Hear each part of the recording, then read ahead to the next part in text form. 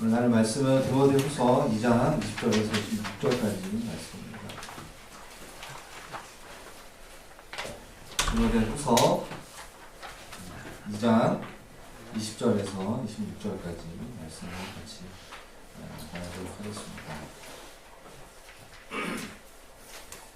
교독하겠습니다. 20절부터 26절까지 교독하겠습니다.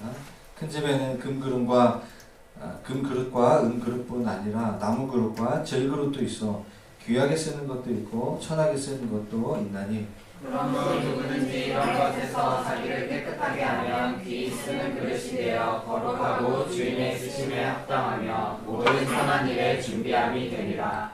또한 너는 청년의 정욕을 피하고 주를 깨끗한 마음으로 부르는 자들과 함께 너와 믿음과 사랑과 화평을 따르라. 어리석고 무식한 변론을 버리라. 이에서 다툼이 나는 줄 아느냐. 주의 종은 마땅히 다투지 아니하고 모든 사람에 대하여 온유하며 가르치기를 잘하며 참으며 거역하는 자를 온유함으로 훈계할지니 꼭 하나님이 그들에게 회개함을 주사 진리를 알게 하실까 하며. 다 하시겠습니다. 그들로 깨어 마귀의 올무에서 벗어나 하나님께 사로잡힌 바 되어 그 뜻을 따르게 하실까 합니다. 네. 감사합니다.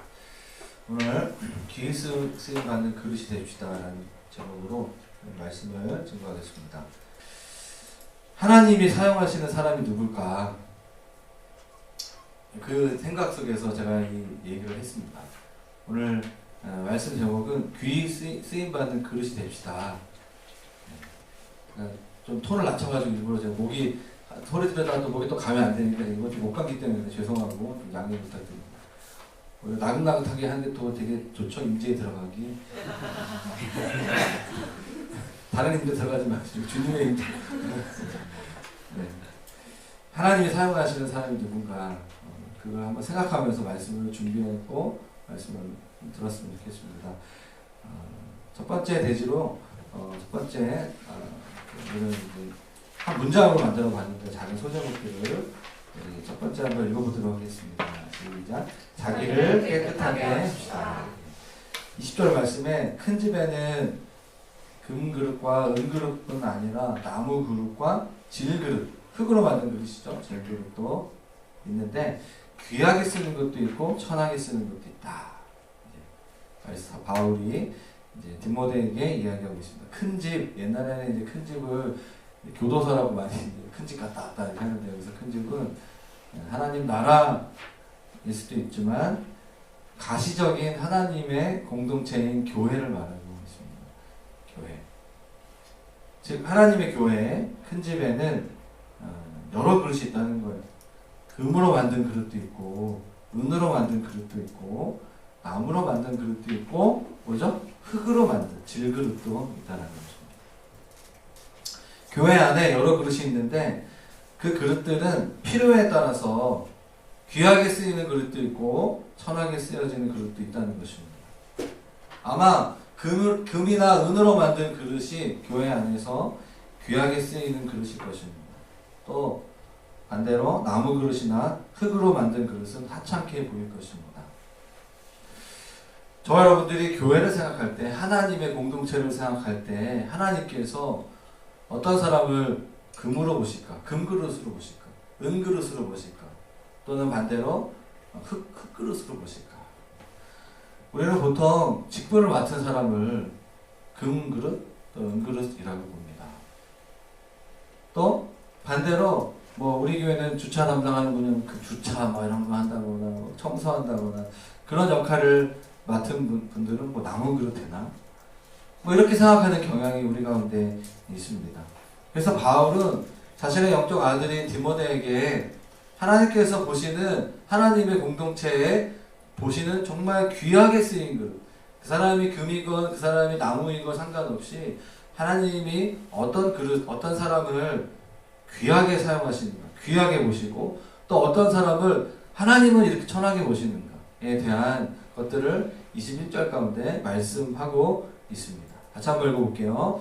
혹시 가능하시면 물을 좀 더 떠주시면 21절 같이 읽겠습니다. 시작. 그러므로 누구든지 이런 것에서 자기를 깨끗하게 하며 귀히 쓰는 그릇이 되어 거룩하고 주인의 쓰심에 합당하며 모든 선한 일에 준비함이 되리라. 이 21절 말씀에 하나님의 공동체에서 귀하게 쓰인 귀히 쓰인 그릇, 귀히 쓰인 20절에 귀하게 쓰는 것, 또 21절에 귀히 쓰는 그릇이라고 하는데 그 앞에 수식하고 있는 자기를 깨끗하게 하는 그릇이 하나님의 교회에서 하나님께서 귀하게 쓰시는 그릇이라고 말씀하시는 거죠. 그런데 그 앞에 수식이 뭐죠? 이런 것에서 자기를 깨끗하게 한다라고 얘기하고 있습니다. 이런 것에서 자기를 이런 것이 무엇이냐라고 해석하는 게 중요하죠. 이런 것은 그 앞에 천하게 쓰는 것이라고 보는 게 좋죠. 천하게 쓰는 것으로부터 우리가 우리 자신을 깨끗하게 하면 귀히 쓰임 받는 그릇이 된다라는 거죠. 그래서 자신을 깨끗하게 한다라고 했을 때 보통 저도 예전에 이 본문을 가지고 설교할 때는 그렇게 청년들한테 설교할 때 그런 걸 얘기하면 정결함, 성적인 정결함 같은 거, 깨끗하다. 깨끗한 그릇은 무엇이냐? 거룩한 그릇, 성적으로 깨끗한 정결한 그릇, 뭐 이런 걸 생각을 많이 하는 것 같아요. 그런데 오늘 본문을 문맥적으로, 상황적으로 전후 문맥을 보면서 보게 된다면 자기를 깨끗하게 한다는 것은 지난주에 설교를 이어서 디모데후서 2장 17절 말씀을 보실 필요가 있습니다. 2장 17절 말씀에 악성 종양이 퍼져나간 것 같은데 그들의 말이 그 중에 후메네오와 빌레도가 있다는 거죠. 후메네오와 빌레도와 같이 거짓된 가르침, 진리가 아닌 것을 진리인 것처럼 믿고 거짓된 그 가르침을 하는 것, 그것으로부터 피하는 것, 진리를 옳게 분별하는 것이 자기를 깨끗하게 하는 것이다 라고 해석하는 것이 좀 더 건강한 것 같아요. 천하게 쓰이는 것은 무엇인가? 분별하지 않는 것, 분별력이 없는 것. 그것이 바울은 21절 후반부에 더 얘기하고 있습니다. 세 가지 차원에서 얘기하고 있어요. 주님이 원하시는 정결함은 성적인 거, 물론 정결한 거 필요하죠. 오늘 본문의 핵심은 그런 부분이라기보다는 복음으로 자기를 지켜나가는 정결함, 하나님 말씀으로 자신을 지켜나가는 정결함이라고 우리가 볼 필요가 있어요. 제가 말씀을 드린 세계관적인 정결함, 저는 이 말을 이렇게 말하고 싶어요. 진리의 구축.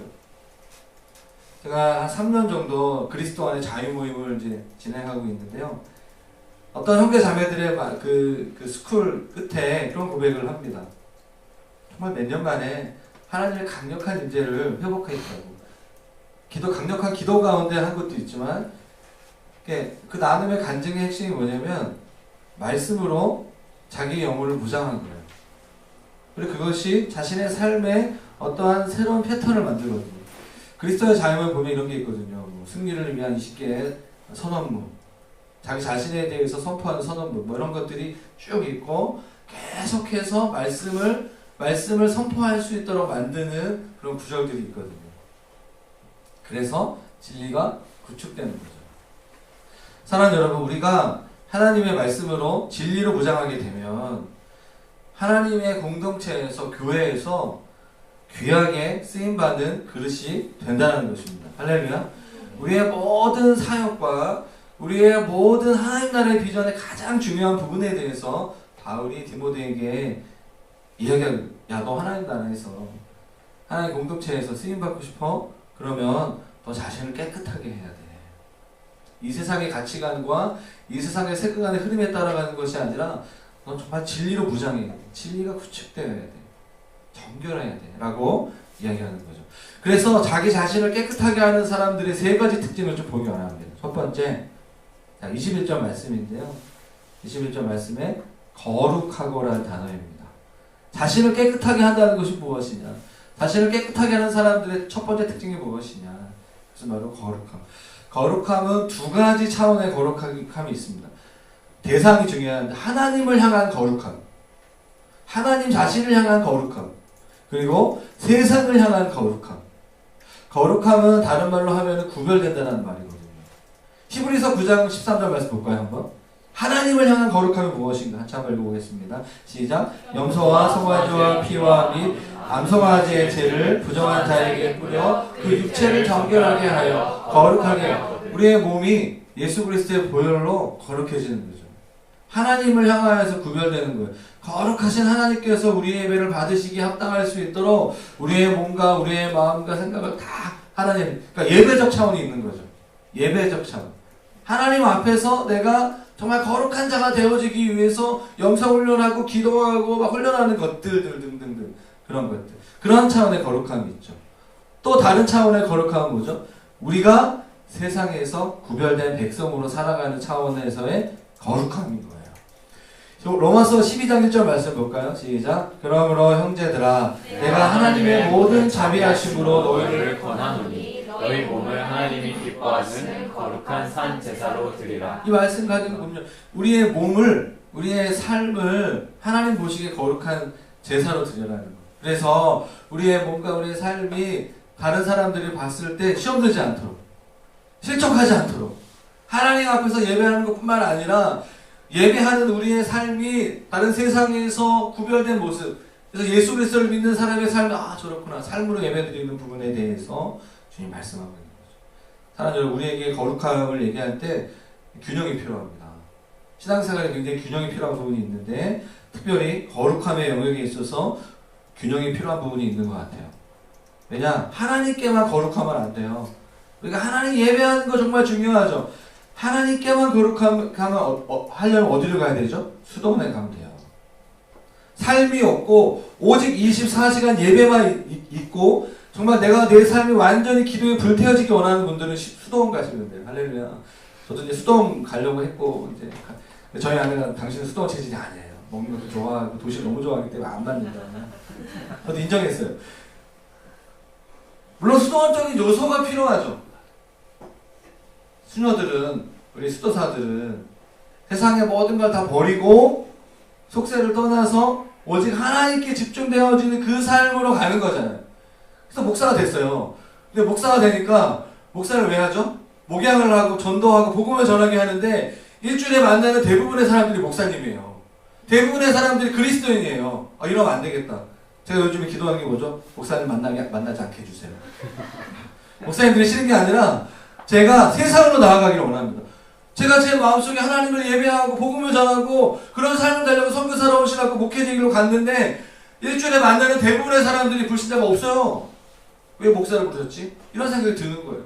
나 목사 맞나? 이런 생각이 드는 거죠. 우리가 예배와 기도에 집중하다 보면은 수도원에 살면 좋아요. 예수원에 살면 좋죠.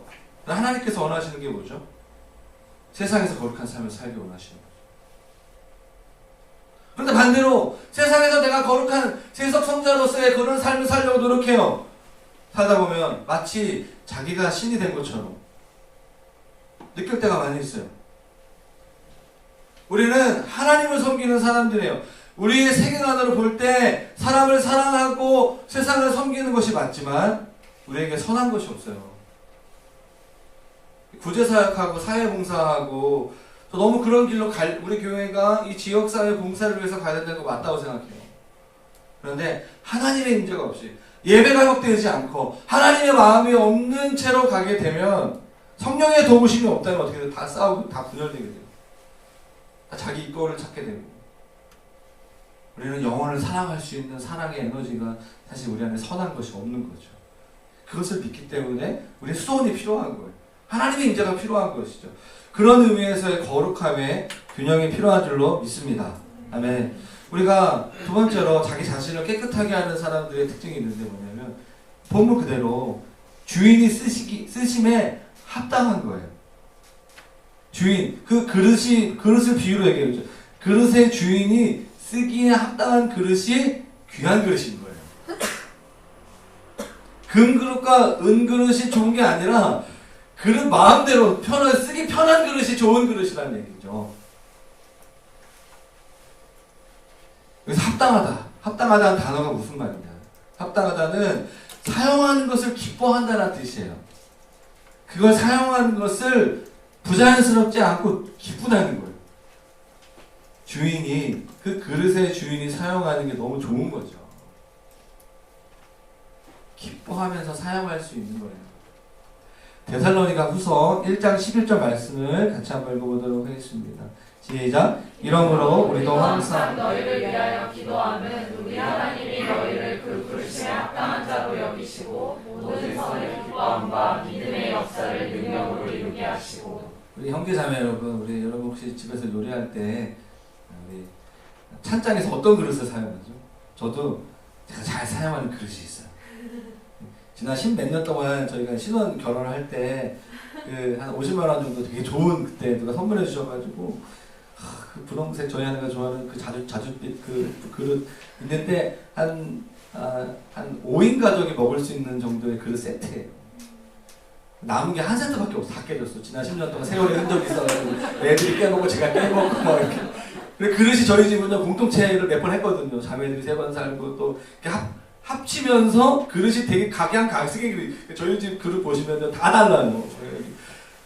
저희 아내는 별로 그런 거 상관 안 하는데 저는 이제 우리 한번 언젠가 다시 통일하자. 그릇이 하나의 세트로 만들자. 이제 뭐 좋지 않나 막 이러면서 이렇게 있는데 아무튼 제가 정말 좋아하는 그릇은 그 그릇이에요.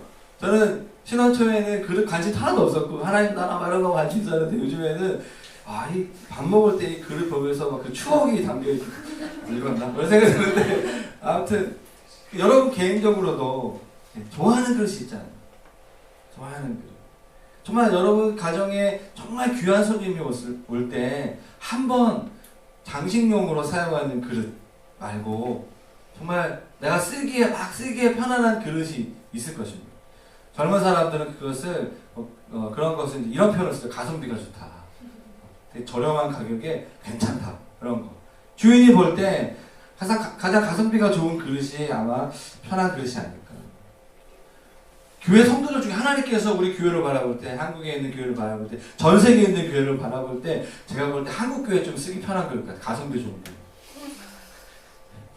미국 교회는 좀 어려워. 되게 큰데 좀 가성비 별로 안 좋은 그릇. 맞나요? 제가 모르겠는데 하나님 마음을 내가 기도했어. 하나님 한국 교회는 좀 쓰기 편한 것 같아요. 지금 다 헌신하려고.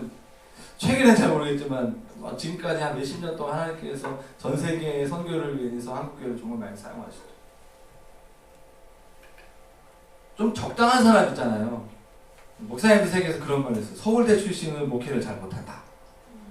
서울대 출신은 공부를 너무 잘해서 못한다. 한 건대 출신이 잘한다. 건대 하영조 목사님 건대 선배님이시고 그런 게 좀 있어요. 그런 말이 막 뭐 진리인지 모르겠지만 그런 말들이 이렇게 있는데 적당한 게 좋다 그런 말이 하는데 건대가 적당한 학교는 잘 모르겠지만 아무튼 모르겠어요. 네. 무슨 말일까? 네. 가성비가 좋은 식당 자주 간다는 얘기죠.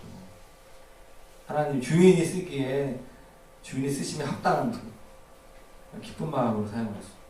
좀 충성스러운 사람 아닐까요? 같이 이어져서 디모데후서 2장에 나온 충성스러운.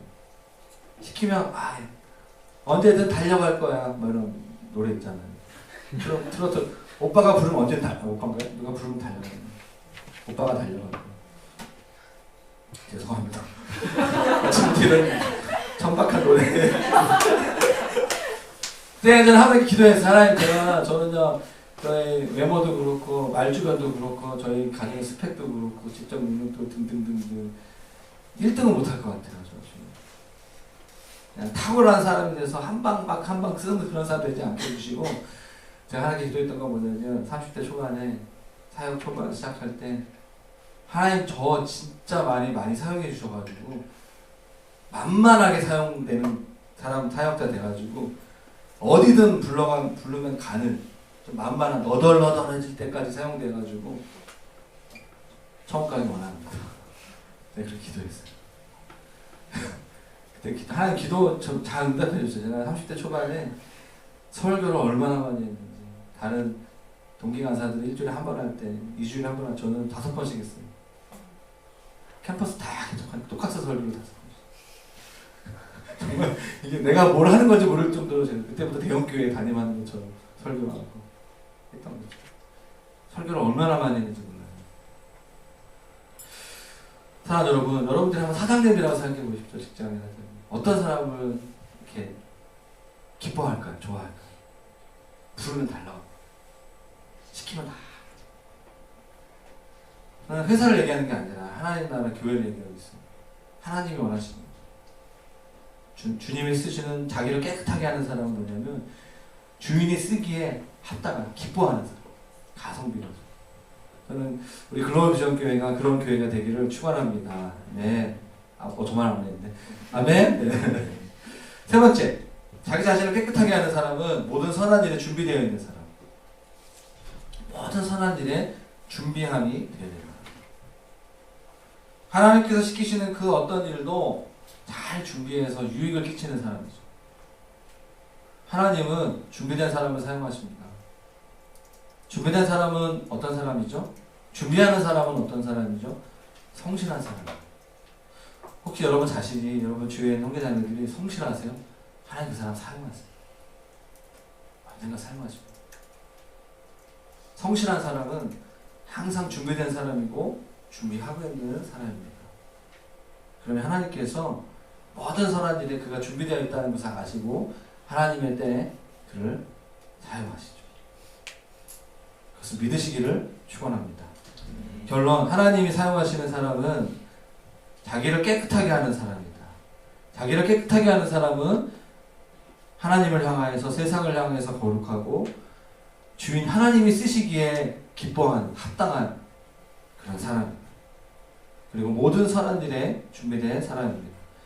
그래서 그 사람은요, 이 두 가지를 하는 거예요. 22절 말씀에 이 동사를 좀 볼 필요가 있는 22절 먼저 한번 읽어보겠습니다. 시작. 또한 너는 청년의 경욕을 피하고 주를 깨끗한 마음으로 부르는 자들과 함께 의와 믿음과 사랑과 화평을 따르라. 하나님이 귀하게 쓰시는 사람들은요, 두 가지를 해야 되는데 정욕을 피하는 거예요. 그리고 의와 믿음과 사랑과 화평을 따르는 거예요. 이 두 가지 동사를 기억하실 필요가 있습니다. 바울은 22절에 청년의 정욕을 피하라고 말하고 있습니다. 청년의 정욕이라고 할 때 정욕은 정욕이라는 느낌이 약간 좀 그런 좀 성적인 그런 의미로 다가올 때가 많이 있는 것 같은데, 청년들에게 성적 욕망이 있죠. 그거 피하는 거 맞습니다. 물론 맞습니다. 그런데 오늘 본문에서 흐름으로 봤을 때 성적인 욕망 말고 또 다른 청년의 정욕, 그 외에 여러 가지 정욕들 뭐가 있을까요? 이기적인 욕망, 이기적 정욕, 자기 자신만을 숭배하고자 하는 그런 정욕들, 어떤 그 충동적 행동들, 오늘날 이 사회 연예계를 뒤집고 있는 어떤 그런 충동적인 어떤 행동들. 바울은 자신의 영적인 아들 디모데에게 청년들이 가질 수 있는 모든 성적인 욕망뿐만 아니라 이기심, 욕망, 충동적 욕망들을 피하고 주님을 깨끗한 마음으로 부르는 자들과 함께 있으라고 도전하고 있습니다. 그래서 오늘 본문 22절 본문에 굉장히 중요한 단어는 뭐냐면 피하고와 따르고입니다. 피하고 따르고. 피하기만 하면 안 돼요. 어떤 유혹이 있는 곳에 피하기만 한다고 해서 우리가 거룩해지고 하나님 앞에 하나님 쓰시는 사람이 되는 것이 아니라 적극적으로 따라가야 돼요. 의와 믿음과 화평을, 사랑을 향하여서 따라가야 돼요. 그런데 여기서 보기 원하는 것은 누구랑 함께 그 일을 할 것이냐라는 거예요. 누구랑? 함께라는 단어예요. 함께. 여러분, 예수님을 따라가는 것 말고 누구를 따라가야 되겠습니까? 주님을 깨끗한 마음으로 부르는 자들과 함께 청년의 벽을 피하고 또 의와 믿음과 사랑과 화평을 따라가는 거예요. 깨끗한 마음으로 부르는 사람들. 깨끗한 마음은 어떤 마음이죠? 한마디로 정리하면은 내면의 인격이 정결한 그리스도입니다. 내면의 인격이 정결한 사람. 불의를 떠나 순수하게 순전하게 그리스도를 따르는 사람들과 함께 그 길을 가는 겁니다. 단순히 함께하는 것이 아니라 주님을 깨끗한 마음으로 부르는 자들과 함께. 여러분, 저와 여러분들이 공동체를 선택할 수 있는 기회가 있다면, 교회를 옮길 수 있는 기회가 있다면 이 본문을 가지고 옮기는 거예요. 이 본문을 가지고 이 교회에 오시기를 바라고, 주님을 깨끗한 마음으로 부르는 사람들과 함께 있는 것이 얼마나 큰 축복인지 모르겠습니다. 여러분, 의는 무엇이죠? 22절의 말. 부르는 자들과 함께 무엇을 따라가야 되겠습니까? 의를 따라가는 거예요. 의는 죄가 없는 상태를 말합니다. 하나님의 뜻과 하나님의 마음에 합한 상태를 말하죠. 믿음은 어떻습니까? 믿음은 하나님을 전적으로 신뢰하고 의지하는 마음의 상태를 말하고 있어요. 사랑은 또 어떻습니까? 여기서 말하는 사랑은 아가페입니다. 아가페의 사랑은 나 같은 죄를 참으시고 용서하시고 자비를 베풀어 주신 그 사랑으로 정말 참기 어렵고 사랑하기 어렵고 자비를 베풀기 어려운 그 사랑을 나를 사랑하신 아버지의 사랑으로 사랑하는 그 아가페의 사랑을 말하고 있어요. 그러니까 우리가 공동체로 모여서 청년의 정욕을 따라가는 것이 아니라 자기의 이기적인 야망과 욕망을 따라가는 것이 아니라 주님을 깨끗한 마음으로 부르는 사람들과 함께 의와 믿음과 사랑을 따라가라는 말씀이죠. 여기서 우리가 교회로 모인 이유, 가난한 성도는 안 된다는 것을 우리가 여기서 알 수 있는 거예요. 하나님을 사랑하고 하나님을 믿고 그렇지만 교회에 상처가 있고 교회의 소망을 잃어버리지 않고 인터넷이라든가 SNS 여러 가지 것들을 통해서 신앙을 유지하는 것이 왜 위험이 있냐라는 것에 대해서 이 본문이 우리에게 말씀하고 있는 거예요. 의와 믿음과 사랑과 화평이라는 뭐죠? 성품적인 인격적인 열매를 맺어가는 것이 공동체라는 거예요. 공동체에 있다 보면 우리는 굉장히 어려움이 있어요. 화가 나는 일이 있어요. 사랑하기 쉽지 않은 성도들이 있어요. 있을 수 있어요. 그러나 그렇지만 그들과 함께 청력의 정욕, 나의 인간적인 욕구를 버리고 함께 주님을 부르짖는 그런 사람들과 함께 있을 때 우리의 인격이 변화되는 거죠. 하나님이 왜 우리를 교회로 부르셨을까요? 교회가 완벽하기 때문에 천만의 말씀. 저는 그렇게 교회를 개척했거든요. 그런 줄 알고 되게 순수하게. 교회 개척하면 되게 행복할 줄 알았어요. 물론 행복하죠. 물론 행복해요. 행복하지 않다는 게 아니에요. 혹시 오해할까봐. 정말 피곤해요. 정말 자기 부인할 일이 너무나 많고 저 자신 때문에 또 다른 성도들 때문에 다른 교역자들 때문에 정말 지난 8년이 쉽지 않았어요. 그렇지만 행복해요. 왜 그렇죠? 이 말씀 때문인 거예요. 포기할 수 없기 때문에. 제가 거룩해질 수 있는 것은 청년의 정욕을 피하고 그냥 나 혼자 이와 믿음과 사랑과 화평을 따르면 괜찮아요. 그런데 이거 가운데 있는 말씀 때문에 주를 깨끗한 마음으로 부르는 자들과 함께 우리 교회에 분명히 뭐 100%는 아닐 수 있겠지만 굉장히 많은 성도들이 깨끗해요. 정말 깨끗해요. 그래서 이 더러운 제가, 이 더러운 김 목사가 그들을 보면서 회개하게 되는 거예요. 그것이 공동체의 심리죠. 그래서 바로 우리를 교회로 부르신 이유입니다. 그것이 목회라고 생각해요. 목회를 하다 보면 아주 더러운 일들을 많이 경험하게 됩니다. 청소하는 거 별로 어렵지 않아요. 청소는 저를 짜증나게 하지 않습니다. 청소하면 기분 좋아져요. 우리의 죄는요, 쓰레기는 단 한 번 잘 버리면 괜찮은데 우리의 죄는 그렇게 호락호락하지 않아요. 우리 안에 역사하는 악한 영은 그렇게 분리수거한다고 버려지는 게 아니더라고요. 예수 이름으로 대적할 떠날지어다 이거 한다고 나가는 게 아니에요.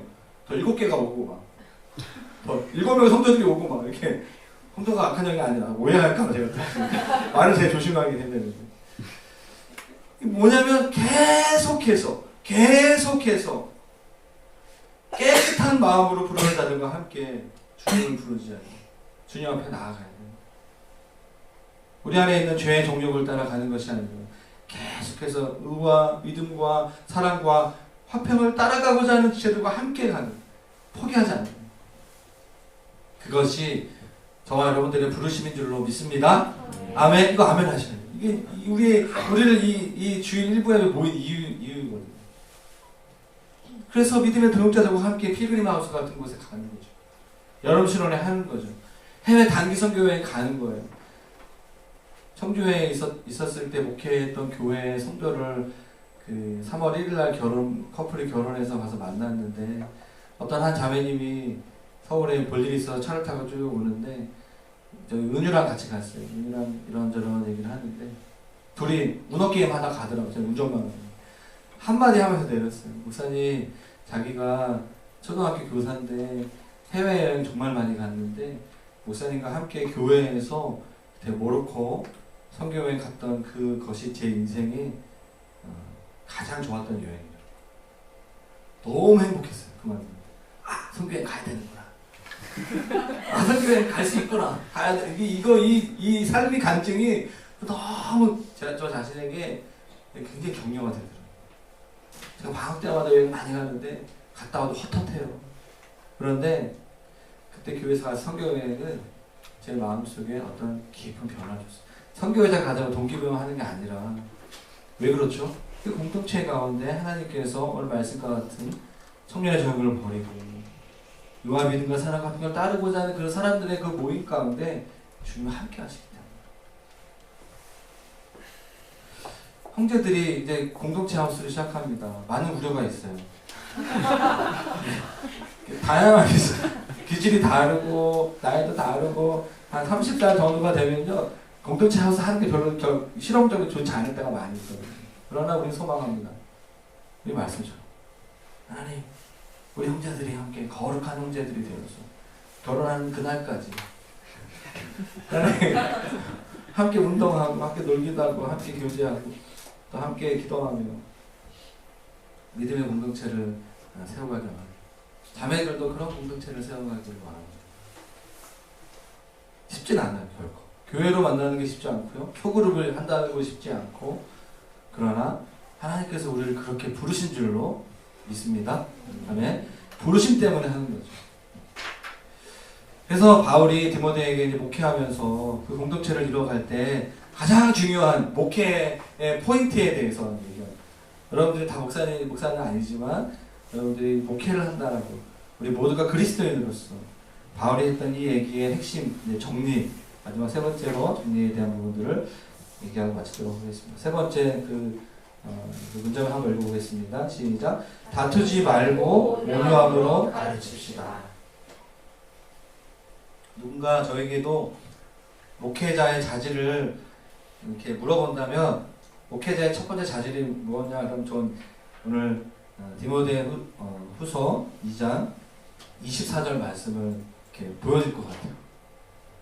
주의 종은 한번 읽어보겠습니다. 시작. 주의 종은 마땅히 다투지 아니하고 모든 사람에 대하여 온유하며 가르치기를 잘하며 참으며. 예, 여러분 김홍빈 목사가 주의 종인 거 믿으시죠? 그럼 김홍빈 목사만 주의 종입니까? 아니죠. 여러분 모두가 주의 종인 줄로 믿습니다. 네. 그래서 우리는 옛날 강단에서는 목사님 하면 우리 주의 종 막 하면서 하잖아요. 근데 우리는 그래서 한 명도 없어요. 네. 저는 그렇게 따질 거예요. 저만 주의 종입니까? 모두가 다 주의 종입니까? 그러니까 저한테 해당되는 말이 아니라고 말씀을 하는 거죠. 그러니까 항상 설교, 아유 목사님한테 해당되는 거네. 목사님 이렇게 목회하세요. 싸우지 마시고. 그러지 말라고 제발 우리 말씀을 모두가 받으셔요. 주의 종. 내가 주의 종입니다. 주의 남종, 주의 여종입니다. 그렇게 받으셔요. 할렐루야? 네. 영국이 할렐루야. 여전히 목사님만 주의 종이잖아. 이렇게 이런 표정으로 저를 보시는 것 같아요. 아 주의 종이네, 주의 종. 더 신학교 가라는 얘기 아니에요. 신학교 가라는 얘기 아니고 다 우리 모두가 주의 종. 목회의 첫 번째 자질은 뭐냐면 다투지 않는 거예요. 다투지 않는 거예요. 좋은 목사는, 좋은 목회자는, 좋은 성도는 교회를 성장시키고 교회를 부흥시키는 목사가 아니에요. 그러니까 저는 좋은 목사 아니죠? 교회 성장이 안 되니까 잘. 좋은 목사 아니죠. 그렇게 따지면. 근데 성경에 나오는 좋은 목회자는 뭐죠? 싸우지 않는 거예요. 싸우지 않는 거예요. 성도끼리 다투는 거를 잘 중재해주는 목회죠. 다투지 말라고 해서 불의한 것을 다 감싸주라는 말은 아니에요. 싸움 자체, 논쟁 자체를 좋아하는 그 당시에 거짓 교사들처럼 되지 말라는 것입니다. 무슨 말이죠? 논쟁보다 사랑을 선택하라는 거예요. 오늘 우리가 소그룹, 이제 예배부의 소그룹에서 VIP를 작성하는데요. 뭐 그런 거죠. 전 세 부류를 생각해 봤어요. 첫 번째로 우리가 거의 평생 복음을 전해야 되는 한 사람일 수 있어요. 부모님일 수도 있고. 이런 거 할 때마다 생각나는 한 사람. 아, 첫 번째 넘버원. 두 번째. 이번 부활절을 기점으로 해서 한 달 동안 내가 예수님에 대해서 한번 밥이라도 한번 사주고 만나야 돼. 그 예수 안 믿는 한 사람. 세 번째. 지금 우리 공동체가 필요한 한 사람. 세 부류로 나눠서 VIP를 작성하면 좋겠다. 그런데요. 오늘 우리가 한 달 동안 그 전도 집회를 준비하면서 VIP들을 만나요. 근데 기독교에 대한 얘기가 나올 수 있잖아요. 교회에 대한 얘기가 나올 수 있잖아요. 그때 싸우지 마세요. 논쟁하지 마세요. 제발 부탁드리는 거는 특별히 안티 크리스찬. 세 번째, 기독교에 대한, 교회에 대한 상처 있는 분들. 만날 때는요. 그들을 위한 전도의 핵심이 뭐냐? 미안합니다. 죄송합니다. 많이 미안한 거예요. 혹시 여러분들이 생각하기에 나 성도가 내가 뭐 잘못한 거 하나도 없구나 교회를 성경 기도했는데 그럼 저를 데려오세요. 저한테. 제가 부족하지만 작은 교회 목사죠. 목사를 대표해서 제가 죄송합니다. 제가 이렇게 얘기하죠. 저희 교회 한 반 정도가 우리 교회를 떠났다가 온 분들이잖아요. 제가 주로 새가족반 모임 할 때 많이 얘기하거든요. 죄송하다고, 미안하다고. 목사님도 죄송하다고. 같은 목사님도 죄송하다고. 그러면 되게 위로를 받아요. 이런 목사님이 있냐? 뭐 이런 있거든요. 저 같은 사람. 미안해요, 미안해. 많이 미안해요. 그럼 바울이 오늘 이야기할 때, 바울이 말씀을 전할 때, 주의 종은 마땅히 반드시 다투지 말고 모든 사람에 대해서 온유하는. 이 말씀 때 목회가 그렇게 힘든 거예요, 제 목회가. 다투지 마라. 네가 맞는 게 맞고 틀린 게 중요한 게 아니야. 결국엔 싸우지 않는 거죠. 분열하는 게 가장 나쁜 거예요, 교회. 당을 만드는 게 가장 안 좋은 거예요. 모든 사람에 대해서 뭐죠? 정말 가르칠 일이 있다고 한다면 가르치는 거 어떻게 가르치죠? 온유함으로 가르치죠. 온유함으로 가르치죠. 화내면서 난 뒤끝이 없어 이렇게 말하는 그런 가르치지 말고 막 화내다 난 뒤끝이 없는 성격이야 장형이 이렇게 아니라 그거 안 통해 하나님 앞에서는. 그게 아니라 온유함으로 가르치기를 잘하는데 뭐죠? 이 깡물고 참으라는 얘기예요. 참아요. 바울이 디모데에게 얘기한 것처럼 우리 온유해야 됩니다. 여러분 온유한 것과 비굴한 것은 다릅니다. 온유한 것과 나약한 것 다릅니다. 온유한 것과 소심한 것은 다른 거예요. 온유한 사람은 어떤 사람이죠? 온유한 사람이 무엇이냐라고 한마디로 저는 이렇게 얘기해요. 친절한 사람. 어떤 사람이든지 간에 친절한 사람. 온유가 왜 어렵냐면 나에게 해코지하고 나를 공격하고 나를 반대편의 입장 선 사람에게 친절하기 쉽지 않거든요. 온유한 사람은 나의 입장에 반대되는 사람에게도 친절한 거예요. 그게 온유한 사람. 온유함으로 가르친다는 것은 그거예요. 그래서 온유한 사람은 마음에 여유가 있는 사람이에요. 모든 것을 가진 사람이 온유해요. 우리가 모든 것을 가지고 있지 않지만 이 세상에 가진 것은 별로 없지만 복음의 부요함을 가진 사람이 온유할 수 있는 거예요. 성령 충만한 사람이 온유할 수 있는 거예요. 그렇기 때문에 온유함은 성령의 열매인 거예요. 주의 종은 가르치기를 잘하는데 온유하지 않으면 그 종에게 살아남을 제자가 없는 거예요. 성경 말씀을 잘 가르치고 막 탁월한 지식이 있는데 온유하지 않고 함께 가르쳐요. 그럼 그 교수님 곁에서 배우고 싶겠습니까? 제자가 없어요. 그래서 주의 종은 일단 잘 참아야 돼요. 참다가 할 말이 있으면 가르쳐야 되는데 온유함으로 가르쳐요. 온유함으로 가르칠 수 없으면 차라리 가르치지 않는 게 나아요. 왜 그렇죠? 크고에서 25절 말씀 가운데 우리에게 말하고 있는 거예요. 한번 읽어볼까요? 시작. 거역하는 자를 온유함으로 훈계할지니 혹 하나님이 그들에게 회개함을 주사 진리를 알게 하실까 하며. 왜 그렇죠? 혹시라도 죄를 범하거나 잘못된 영혼이 주의 종에 우리 모두가 온유하지 못한 인격과 성품으로 지적을 하여 그러면 그것으로 인해서 틈을 얻는 거죠. 합리화를 시키는 거예요. 자신의 낮은 자존감과 그 상처가 그 어둠의 이런 표현 인력시장 사탄의 인력시장에 정보가 딱 뜨는 거예요. 걔 지금 합리화할 수 있는 자기의 상처를 가지고 교회를 깨트릴 수 있는 그 건덕지가 어떻게 낮은 단어인데 그것들이 어둠의 인력시장에 막 나타나는 거예요. 떴다. 글로벌 미션계 누구가 목회자가 지금 화를 내서 성도가 마음 상처를 받은 사실은 그게 본질은 아닌데 그것 때문에 이 공동체가 흔들거릴 수 있어. 마귀 공격하는 거예요. 그 얘기를 성경에 쓰고 있는 거거든요. 제가 이제 쉽게 얘기하자면 마귀 공격하는 거예요. 여러분 제가 지난주에도 말씀을 전했는데요. 논쟁이나 판단은 결코 영혼을 하나님께로 인도할 수 없어요. 사실 교회 생활을 할 때 맞고 틀리느냐 피아노를 여기 있느냐 여기 있느냐 그건 중요한 거 아니거든요. 그것 때문에 교회가 분열된 교회 역사 이야기들이 있거든요. 야사들이 있거든요. 왜 좀 드럼을 치고 난리야 이 시대가 언젠데 이러면서 이제 막 그것 때문에 교회가 막 분열되는 게 너무 많아요. 맞고 틀리냐가 중요한 게 아니라 사랑하느냐 사랑하지 않느냐. 사랑 안에서 진리를 이야기해야 돼요. 사랑이 없는 진리는 내 자신이 하나님의 공의로운 심판자처럼 여겨지고 그를 심판하고 정죄하는 자까지 가기 때문에. 그래서 어떻게 보면 이 시대의 정결함을 얘기할 때 막 음란한 죄를 짓고 막 그럴 수 있잖아요. 사실은 그것도 너무 큰 죄죠. 사실 더 큰 죄는요, 그를 심판하는 죄예요. 어떻게 보면 판단하는 건 너무나 안 좋은 죄. 심판과 판단은 오직 하나님의 역할입니다.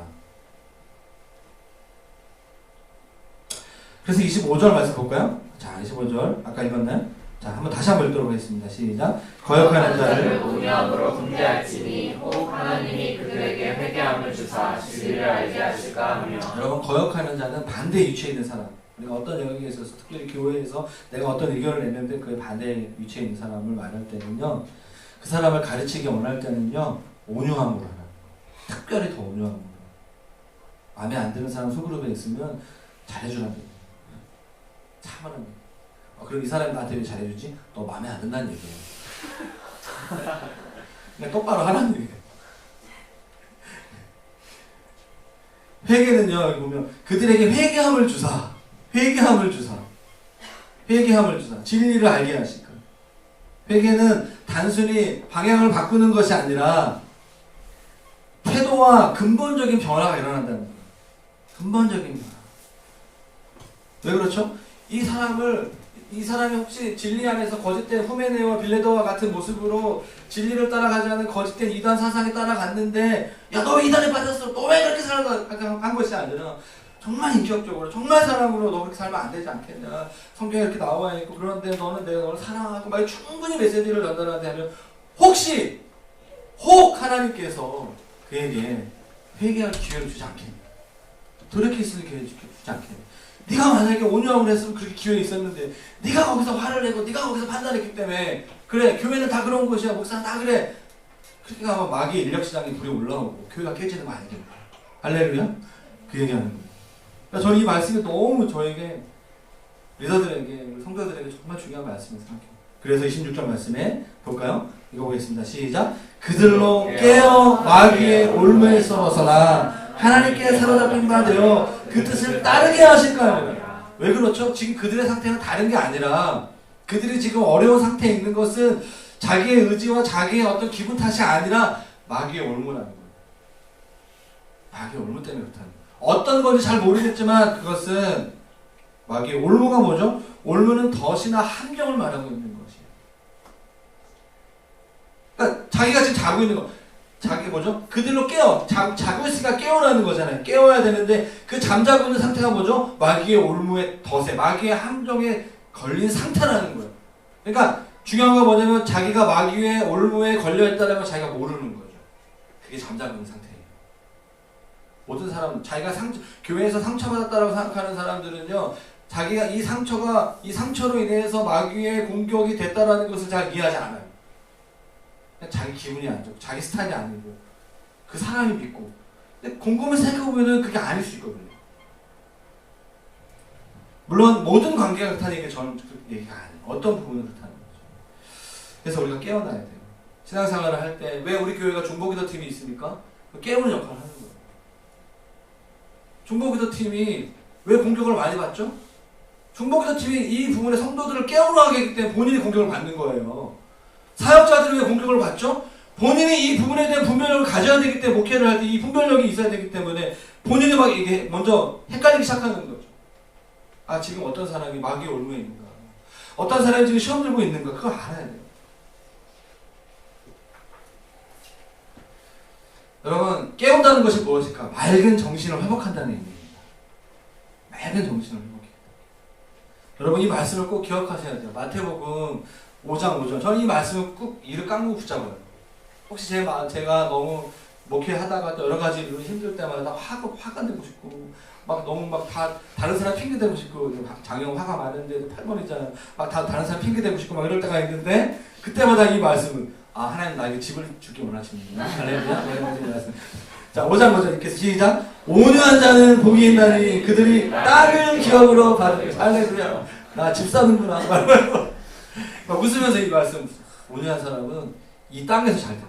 이 땅에서 하나님께서 부르신 그 일이 열매입니다. 이걸 붙잡는 거예요. 그냥 생으로 버티는 것이 아니라 이 말씀 붙잡고 버티는 거죠. 신명기 12장 3절 말씀에 보면요. 모세에 대해서 이렇게 평가하고 있어요. 성경을 이렇게 평가하고 있어요.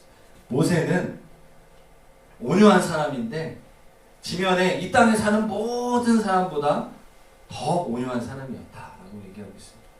사실 모세는 약속한 그 출애굽을 이끌고 약속한 그 가나안 땅에 살아서 입성하지 못하죠. 그가 모든 것들을 기적을 베풀고 백성들이 이끌 탁월한 리더십을 베풀고 했는데 그가 한번 화가 나가지고 지팡이를 한번 딱 움직여가지고 물 나오게 한 거. 그 한 번 화낸 것 때문에 약속의 땅에 가지 못합니다. 그래 하나님이 결국에 그를 평가하실 때 뭐죠? 정말 온유한 사람이었다라고 얘기했어요. 그런 천성적으로 태생적으로 온유한 성품의 사람이 아니에요. 성령의 열매가 있는 사람이 아니었어요. 여기서 말하고 있는 온유는요, 성경에서 말하고 있는 온유함의 그 성품의 열매는 원래 성격이 그렇게 온유하고 인자한 거 말고 주님께서 모세를 통하여서 교회 성도들에게, 목회자인 바울에게, 디모데에게, 오늘 글로벌전교회 목사에게, 성도들에게, 셀리더들에게, 소그룹리더들에게 온유함은 선천적인 기준이 아니라 성경에서 말하고 있는 온유. 그가 젊었을 때 혈기가 많고 모세는 그런 사람이었지만 그가 변화된 것처럼 성령의 열매를 맺힌 것처럼 우리가 주님 안에서 하나님의 공동체를 이루어 나가는 과정 가운데 왜 공동체 생활을 하죠? 왜 교회로 모이죠? 그가 정욕을 피하고 깨끗한 마음으로 부르는 사람들과 함께 온유함의 훈련을 하는 거예요. 싸우지 않는 거예요. 뒷담화하지 말고 그 사람 앞에서 기도하고 이야기하고 함께 소그룹을 만들어 나가는 거예요. 작은 교회를 만들어가 교회를 만들어 가는 거예요. 그래서 이 세상에서 경험하지 못한 온유한 공동체, 정죄하고 판단하는 사람들이 아니라 사람에게 관심이 없는 그런 공동체가 아니라 사람에게 관심이 있지만 그들로 깨어서 마귀의 올무에서 벗어나게 하는 그런 역할을 하는 그런 열매들을 맺는 그런 공동체를 세우기 위해서 하나님께서 저와 여러분들 우리가 함께 모이게 하신 줄로 믿습니다. 그래서 여러분 함께 우리 같이 기도하며 나아갔으면 좋겠어요. 오늘 말씀 생각하면서 누가 귀히 쓰임받는 그릇이냐? 자기를 깨끗하게 하는 사람, 자기를 깨끗하게 하는 공동체, 거룩함으로 나아가는 주인이 쓰시기에 합당한 공동체, 모든 선한 일을 준비함으로 나아가는 성실한 공동체, 청년의 정욕을 피하고 부르신 자들과 함께 의와 믿음과 사랑과 화평을 따라가는 그런 공동체. 그러나 그 가운데 다투지 않고 서로 온유함으로 포기하는 것이 아니라 가르치는 거죠. 가르칠 때 마귀의 올무에서 벗어나 그들이 회개하고 하나님의 영광 가운데로 들어갈 수 있는 그런 열매 맺는 공동체가 우리가 되기를 원한다고 이 말씀 가지고 함께 구체적으로 우리 같이 함께 기도하며 나아가기를 원합니다. 기도하겠습니다. 하나님 이 말씀 가지고 우리가 기도하기를 원합니다. 하나님이 쓰시는 사람, 하나님이 쓰시는 공동체가 되기를 원합니다. 하나님과 깨끗해지기를 원합니다. 진리로 거룩해지기를 원합니다. 하나님 앞에 거룩해지기를 이 세상 안에서 살아가며 거룩함으로 하나님 나아가기를 원합니다. 주인이 쓰기에 합당한 삶을 살기를 원합니다. 모든 선한 일에 중요함으로 나아가기를 원합니다. 성령의 정욕을 따라가는 것이 아니라 하나님 부르신 자들과 함께 의와 믿음과 사랑과 화평을 따라가기를 원합니다. 다투지 않기를 원합니다. 온유함으로 나아가기를 원합니다. 성령님을 위하여 열매가 맺혀지게 하여 주시옵소서. 이 공동체 가운데 가르치기를 잘하는 자들이 일어나게 하여 주시옵소서. 오래 참고 열매 맺는 자들이 일어나게 하여 주시옵소서. 이 사람 사수를 통하여 우리가 복음을 전하고 나아갈 때 우리를 통하여 하나님의 사람들이 일어나는 놀라운 역사가 있게 하여 주시옵소서. 주님을 찬양합니다. 주님께서 우리 가운데 역사하여 주시옵소서. 우리 한 번만 더 같이 기도했으면 좋겠습니다. 같이 기도할 때 하나님 우리가 이 공동체에서 뿐만 아니라 직장에서 가정에서 이 땅을 살아가면서 복음을 증거하는 그런 삶을 살기를 원하는데 하나님 이 세상을 향해서 거룩한 자녀로 나아가기를 원합니다. 우리 공동체가 함께 기도할 때에 한 달 동안 우리 VIP들을 놓고 기도하고 나아갈 때에 하나님 이것이 어떤 행사로 끝나는 것이 아니라 우리의 존재 가운데 우리의 태도 가운데 있어서 복음을 전하는 그 가치에 그 말씀에 우리가 순종하며 나아가는 기쁨으로 나아가는 저희가 되기를 원합니다. 하나님 우리 성무록 가운데 함께 해주시고 한 달 동안 되어지는 모든 조이풀데이 준비 가운데 주님이 은혜 내려주시고 역사해 주시고 열매 맺게 하여 주시옵소서. 논쟁하지 않고 우리가 온유함으로 사랑으로 복음을 전하는 저희가 되기를 원하오니 하나님 가르치는 은사를 더하여 주시고 역사하여 주시옵소서. 우리 한 번만 더 같이 동성으로 기도하며 나아가기 원합니다. 기도하겠습니다. 주여 역사하여 주시옵소서. 오늘 우리가 이를 위해서 기도하기를 원합니다. 성령님 주관하여 주시옵소서.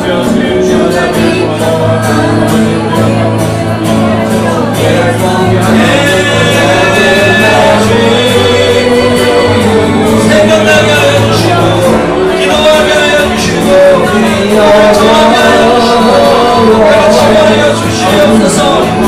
말씀이 우리의 삶을 주관하고 이끌고 하나님 나아갈 수 있도록 주여 하나님 인도하여 주시옵소서. 말씀을 사랑하는 저희 모두가 되기를 간절히 소망합니다. 성령님 역사하여 주시옵소서.